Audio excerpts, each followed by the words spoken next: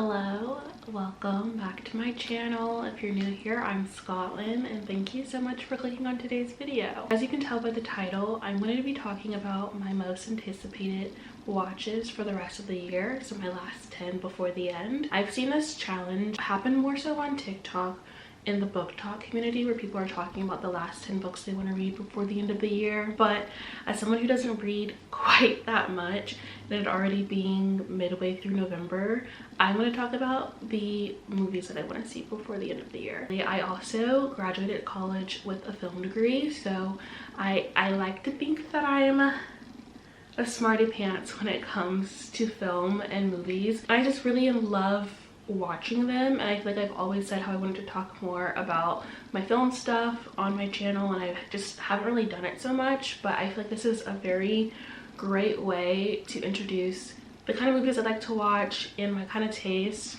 and just talk about like what really excites me the most in life, which is film. With that being said, we're gonna go ahead and get started. It's kind of hard to say that this is my most anticipated film because the day that I'm filming this is 11/20, November 20th. So it's gonna be out by the time I launch this video or publish it, but I am very excited to see Gladiator. I'm like, who isn't? I can actually name quite a few people who aren't. I have seen the original one, and I didn't really love it, to be honest. I didn't quite understand it. I mean, I understood it, but I didn't really, you know, like, it didn't really wow me the way that I think a lot of people are wowed by the film. But I definitely think that it's one of those product of time kind of things where at the time that the movie was made, it was beyond scale that anyone could think of at that time. But being in like 2024, movies at that scale are just kind of like the norm at this point, so it didn't really wow me as much. But I did really enjoy the story, and I'm very excited to see, I'm not gonna lie, like Paul Mescal, Pedro, and Denzel Washington.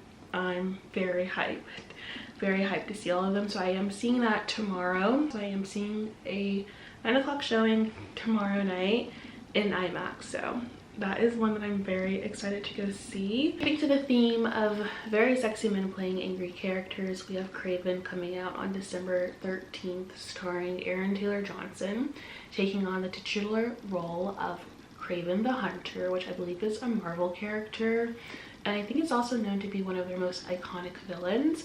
I know nothing, absolutely nothing about this story. I'm not even gonna pretend like I do. I truly am only anticipating it and am only wanting to watch it because of my long-standing history of love for Aaron Taylor Johnson, and I have nothing else to contribute to the conversation about this movie.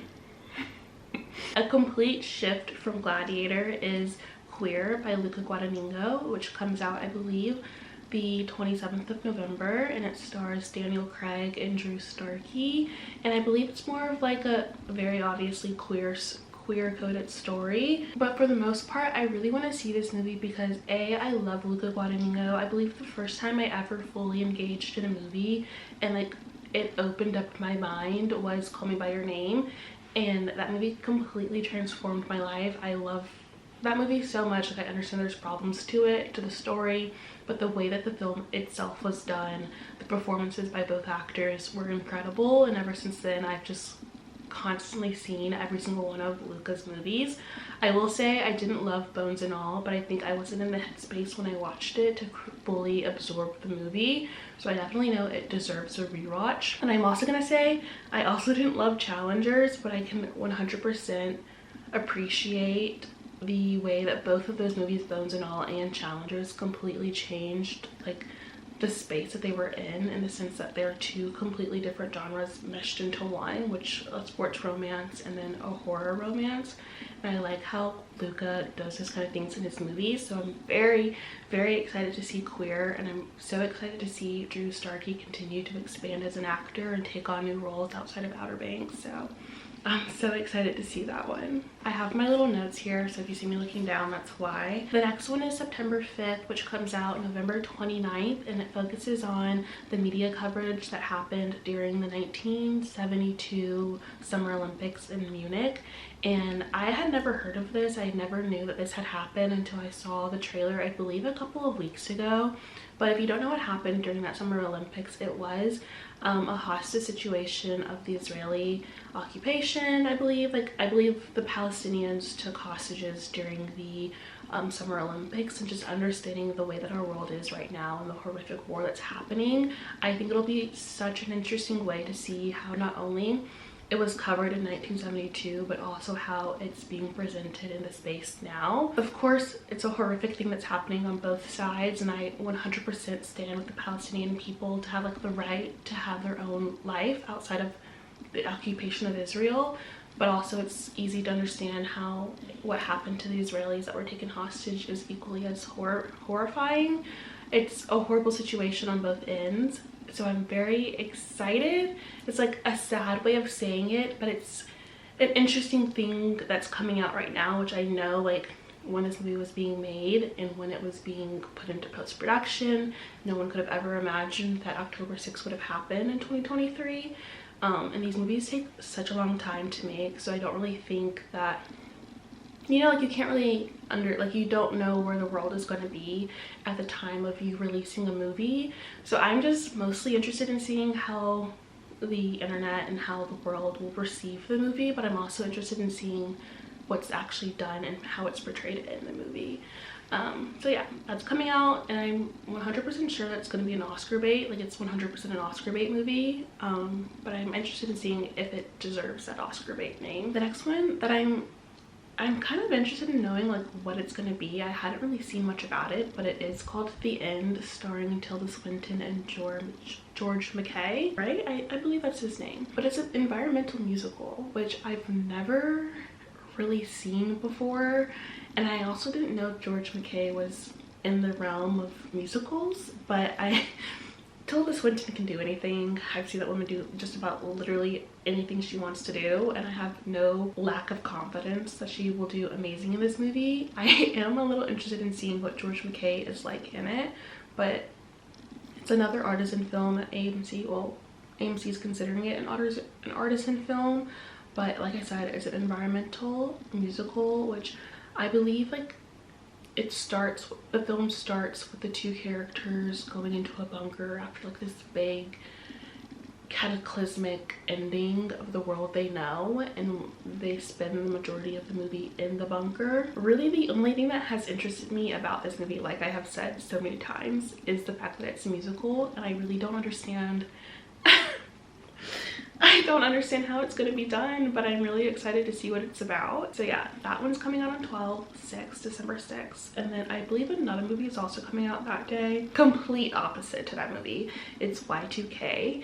I do not like comedy movies, to be honest. They just really don't do it for me, because sometimes they're so slapsticky and I don't enjoy slapstick comedy, but I do love Rachel Zegler. Very excited to see how she performs in it, because I did just recently see her on Broadway for Romeo and Juliet and loved her so much. So I'm willing to sit down and go through Y2K with her. If you haven't heard about this movie, it's about the turn of the century of 1999 New Year's Eve, and how I believe it's a disaster movie. So when it becomes January 1st, 2000, the world ends, which I think at the time I was a baby, so I didn't know about this, but what I've heard from 1999 New Year's Eve is that people thought like the world was going to end, that computers wouldn't know what to do with the turn of the century, and so that movie pretty much plays on that fear that happened in 1999, and it turns it into kind of a disaster movie where computers take over the world. So if you like iRobot, I think we'll probably all like this movie as well. And of course now my battery's dying, so just a second. Okay, if the angle's different. Why is this battery dying too? I'm back. Continuing with the December 6th releases, we have Night Bitch starring Amy Adams, which is a book-to-screen adaptation of Rachel Yoder's original novel about a mother's search for identity. So I am not really one to read books that are about motherhood, just because I don't really feel like I relate to them well. I am extremely interested in seeing how this adaptation is going to be taken into the screen format, knowing that it is a woman transforming into a dog. But I am interested in seeing the way Amy Adams has navigated this industry. She has done so many different films, some not so great and then some that are just amazing, and I'm very interested in seeing where this film lands in her whole discography, I guess you can call it. But I am interested in seeing it. It's not like the top priority, but I do know it's something that I will want to see in theaters. And next, so we have another book to screen adaptation of Colson Whitehead's Nickel Boys. I remember seeing this trailer. I think I may have just been seeing it on YouTube. I don't think I saw it in theaters before a film, but I remember being so incredibly moved by the trailer alone. It is such a gorgeously shot film that you could just already tell in the trailer itself. I'm not sure what the story actually is about because I don't love knowing a lot about a story before I go into movies. And also, a spoiler alert here, I don't love watching trailers just because I feel like nowadays trailers give away way too much of the movie, and I 100% understand why. There has been a study done in the industry for audiences that have stated that audiences prefer trailers be longer and be more of a synopsis of the entire film rather than a teaser for the film. So that is why trailers have gotten so long. I just don't love that because I need some type of intrigue for me to want to read or watch something. And so sometimes I will literally watch probably the first 15 seconds of a trailer, and within those first 15 seconds, which is industry standard as well, like if you can't grip an audience member within the first 15 seconds of your film or the first 15 seconds of your trailer, what are you doing? But I think this film is going to be so gorgeously shot in the sense that it's more lyrical in the way that the narrative is going to be told, and you can just tell by the trailer itself. I did end up watching this entire one just because it was in such a lyrical sense where it really didn't give anything away about the movie. I just know it's going to be about two boys, and it is thankfully like Black focused, and I'm first of all incredibly saddened by the fact that there aren't a lot of movies coming out at the end of this year that focus on Black stories. I know there's another film coming out, with Ryan Destiny called The Fire Inside, and that is based on a true story of an Olympic boxer. Not really my vibe. I will watch it because I will support, but like between Nickel Boys and The Fire Inside, those are really the only two theatrical releases that have a big hype behind them for the end of the year, which is kind of sad, and we need to do a lot better. But anywho, I'm so excited to see the Nickel Boys in theater. I think it's gonna be a stunning thing to witness in the theater. The next movie is Nosferatu, starring Lily Rose Depp, Nicholas Hoult, Willem Dafoe, like a very stacked cast. And it's been one of the most anticipated films, I feel like, the entire year for a lot of people. It is releasing on Christmas Day. I distinctly remember watching the 1922 Nosferatu silent film in my international film studies class for German Expressionism. So this is actually really fun to be able to see a new take on something so old. And I believe that short film was probably like 15 minutes. It wasn't even a full movie. It was, you know, shot in 1920, so it's fairly at the beginning of film. But I know, like, with the cast that has Willem Dafoe, I feel like he is such a great actor that I feel very confident that it's going to be a good movie. That's what I'm also looking forward to. But I have saved the best for last. This is probably my most anticipated movie that I cannot wait to watch, to be honest, and this is going to be my Christmas Day present, and that is Baby Girl, starring Nicole Kidman and Harris Dickinson. I am so sad to no longer be able to gatekeep the man that is Harris Dickinson to myself. I am someone who loves to share my celebrity crushes with my friends, literally a stranger, quite honestly anyone who will listen. Unfortunately, I cannot gatekeep this man any longer because this movie looks insane, to be honest. I had no clue A24 was making this movie. Usually you can tell when things are in pre-production, but A24, first of all, has been popping them out like no other this year. I feel like I remember A24 slowly becoming a big production studio whenever I was in college, and within like the last year or two, or really with Everything Everywhere All at Once, it has exploded with the amount of work that they have released, and every single thing has been so unique, so new, so fresh, and I just love A24 with my whole heart, body, and soul, to be honest. So when I saw Baby Girl, I was like, this is such an insane movie.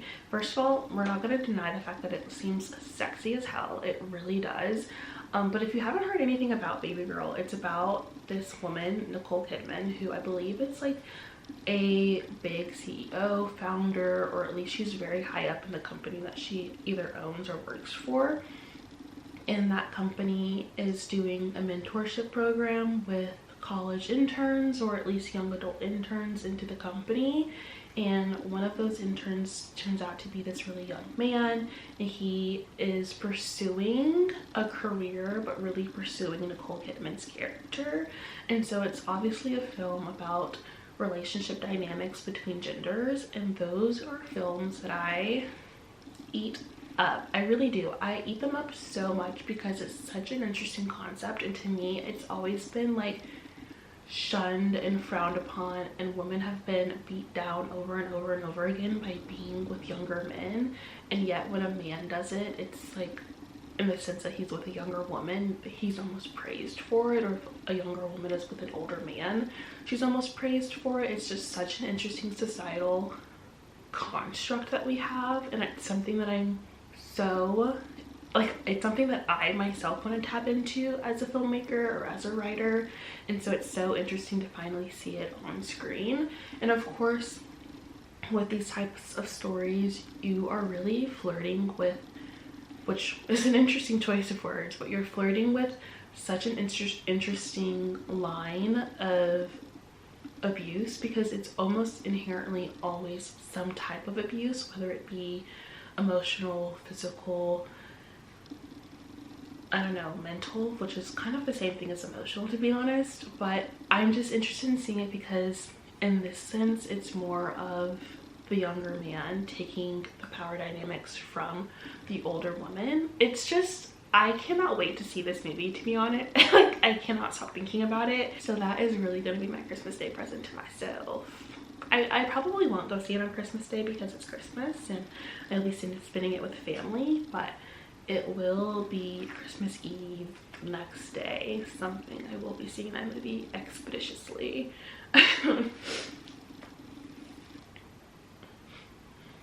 But yeah, so those are my most anticipated 10 before the end films that I am looking forward to watching throughout the end of this month and the end of next month. With that being said, if you don't have me on TikTok, what are you doing? I have started to do a series of my weekly AMC trips because I have a list. I do tend to watch at least 2 to 3 movies a week, so I have decided to start doing a little quick recaps of the films that I'm seeing at the time. So I do that on my TikTok, so go ahead and let's be friends on there. But I think also with that, I'm going to transition into also doing kind of reviews on my channel, because I have a lot of thoughts on films that really just go nowhere. And like I said, I watch a lot of movies, and sometimes because of that I forget a lot of the movies that I've watched, or I forget what I loved about the movie or what I hated about the movie, which I think as a filmmaker I really need to keep track of those kind of things. So I think with that I'm going to start doing reviews as well on my channel. So honestly, just stick around. This is no longer just going to be a book channel. We are moving into the film entertainment, I don't know, atmosphere, my film era. So if you really liked this video, which I hope you did, go ahead and subscribe, and I guess I'll see you in the next one.